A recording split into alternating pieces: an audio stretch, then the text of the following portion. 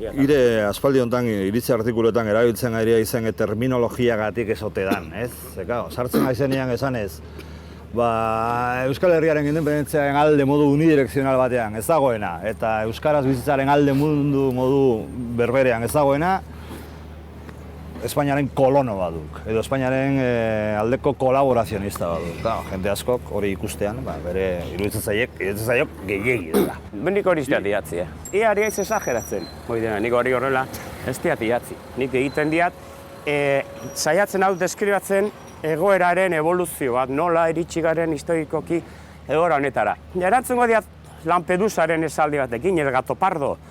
Begira, Siziliako jendea begira, pobrezian bizi dira, hemen bizi dira oso eskiz, dagoet eskolarik, baina alare gustora bizi dira beren zerritegi horretan, ezta? Lo daramatzate 300 urte. Eta lozor horretatik esnatzen dituena, gorrotatuko dute bere hamurru guztiarekin, ezta? Ikikire burua ikusten duk. Nik ez. Baina esatea inoiz izan duan moduan, 500 urte estrategiari gabe izango baintzu bezala, edo bentzetu ulertu zitekek, estrategia horren jabe litzatekeen edo den norbait. Nik ez diat hori izan 500 urte estrategiari gabe. Hori duk Orreagak asmatu zuen lema bat, hitzaldi sorta bat egiteko. Estrategia beti gauza kolektiboa izaten duk, gauza sozial bat izaten duk. Baina nik somatzen nuena du, batez ere azken 4-5 urte hauetan, hemen inpas batean sartu garela, eta gogoeta politiko gutxi egiten zela.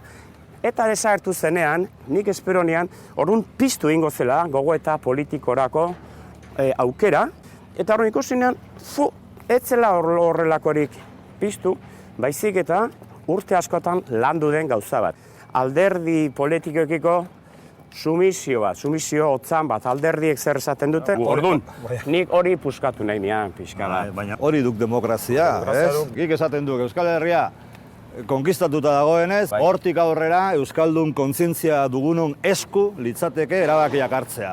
Konsensuak alde batera utzita. Eta ordea, etaren bukaeraz geroztik, besteak beste ezkera abertzalea, ari duk, hain zuzen, konsensuaren munduan sartzen. Ezkeiko gauza planteatzen baduk, ia ari haiz dena manipulatzen. Ia ari haiz historiaren bersio bat ematen. Galdera du ni ze pensatzen duan, eta egin deia gauza batzuk egintzat eman. Adibidez? Begira, politika egiten da gauza galdatzeko. Dago, beste politika reakzionari bat ezer aldatzea nahi ez duena, bera konforme dagoelako noski, status quo honekin. Herri menderatu baten kasuan, uzten ez zaiona, bere buruaren jabe izaten, bere instituzio propioa antolatzen, eta bar. Baina batzutan ematen dik, mendeetan zehar gertatu delako, menderatuta jentea bizitzea, jende askok Euskal Herrian bazeukak bigarren natura bat. Euskalduna bete-betean ez dena. Egintzak referendum bat Euskal Herrian. Izan nahi duzu espainol? Bai, ez.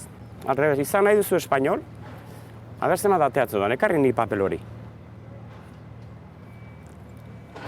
Orduan ez badugu espainol izan nahi, fuera Espainia hemendik. Honekin esan nahi duana da, Fermin, beti la prueba del cargo esaten dana, eta hori da epaiketan persona baten gainera botatzen den prueba del cargo guztia.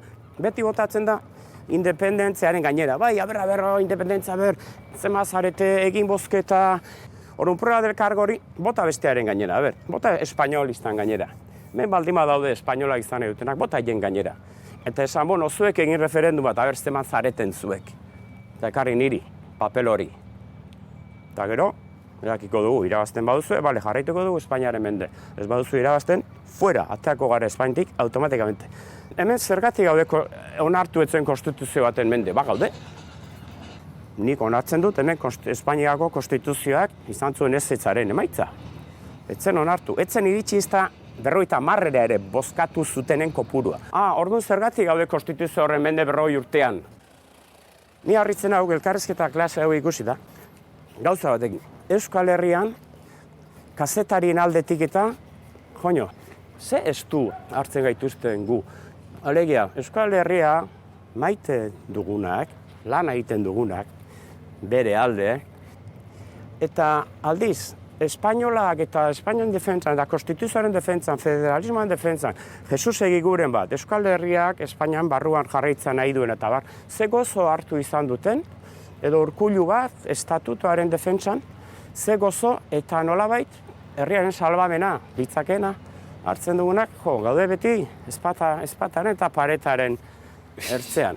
Hori bera iruditzen zait, periodistikoki eta bar, nahiko kaskarra eta nahiko susmagarria. Baina... Bale, segi. Baina... Segi, lasai. Ire kasuan, norbait azarratzen baldin baduk, ikidatzitakoagatik, ez diat pentsatzen, sektore hoietatik datorren inordenik, baizik eta bezala, burujabetasunetik Euskal Herriaren alde, ari diren batzuk ere badirela, irekin azarratzen direna. Bai, nik uste hor, haien gandik bere izten hauen gauza dela, nik mantentzen diat askatasun intelektual bat. Nik ez dut alderdi bat buruan, nik Euskal Herria daukat buruan. Eta jende horrek gehienak dauka alderdi politikoa buruan. Eta oso garbi ikusi da, PNV eta EH Bilduren ikamika hortan. Inkestak eta atera izan dira, eta inkesta horiek esaten zuten, edo Euskal Herritarren ehuneko ia 80 nahi zuela PNV EH Bildu elkartutako gobernu bat ikusi Jaurlaritzan. Orduan alderdi hauek ez diote kaso egiten jendeak nahi duenari, baizik eta beraien privilegia mantentzeari. Nere eraso asko hortik etortzen dira, baldintzatuta dauden persona batzuen aldetik. Baina aske daen persona baten aldetik, intelektualki, ideologikoki, torriko da, eztabaida, baina ez sasi violentorik.